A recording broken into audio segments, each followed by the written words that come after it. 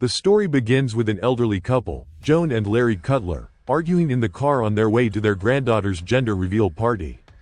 Beneath their playful bickering lies something heavy. After the party, they plan to tell the family that Joan is terminally ill.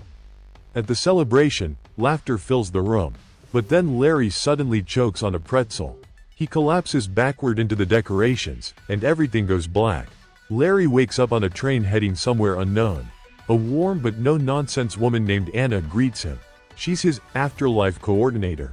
She explains that he died choking at the party.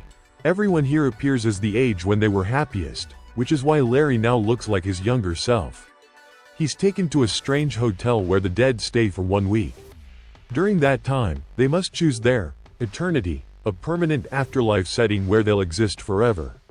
But there's a catch. Once you choose, you can never leave. If you try, you're thrown into the void, endless darkness. At the hotel bar, Larry meets the bartender. The man introduces himself as Luke. Luke is Joan's first husband, the man who died in the Korean War. Luke reveals he's been in the afterlife for over 60 years, waiting for Joan to arrive before choosing his eternity. Suddenly, Larry realizes he's not just dead. He's in a love triangle. Trying to act confident, Larry picks a sunny beach eternity, even though he knows Joan hates the heat. He writes her a note, hoping she'll join him when she arrives. Soon enough, Joan dies from cancer. She appears in the afterlife as her younger self, radiant and stunned. And then she sees them. Both of them, her husband of nearly 70 years, and the young soldier she lost decades ago. Now Joan faces an impossible choice. Which man does she spend forever with? Her own coordinator, Ryan, seems to subtly push her toward Luke. After all, Luke never got the chance to build a life with her. Larry panics. He tries grand gestures, even hiring who he thinks is Dean Martin to serenade Joan. It turns out to be a washed-up impersonator who causes a scene. The two men argue. Joan finally snaps and tells them both to stop fighting over her like she's a prize.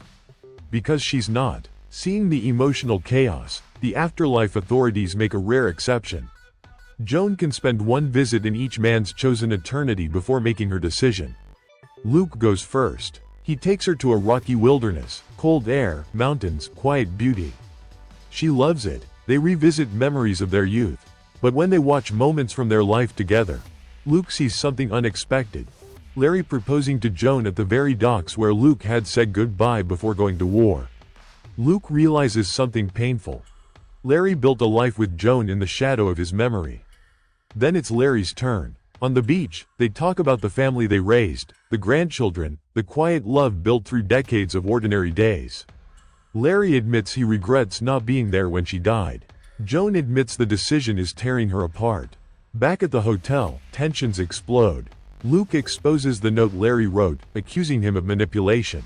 Old insecurities spill out. Luke confesses he was never the perfect man everyone imagined. Larry confesses he always felt second best.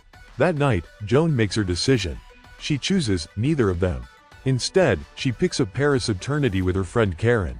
No husbands, no pressure, just herself. Larry, heartbroken but reflective, later tells Joan she should choose Luke, that maybe she was happiest in her youth.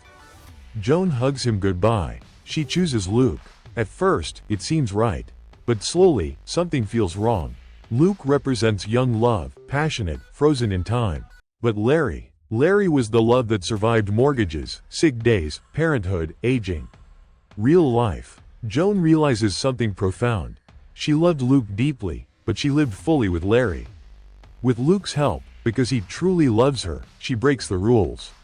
She escapes her eternity, chased by afterlife guards through shifting memories. She becomes a fugitive, risking the void. Anna and Ryan secretly help her. Larry, now working as the bartender, taking Luke's old place, finds her at the station. They run. Through tunnels. Through doors. And instead of beach or wilderness, they step into something new. A quiet neighborhood. Oakdale. Their home. Not perfect youth. Not fantasy.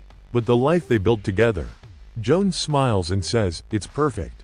And hand in hand, they walk into their new eternity.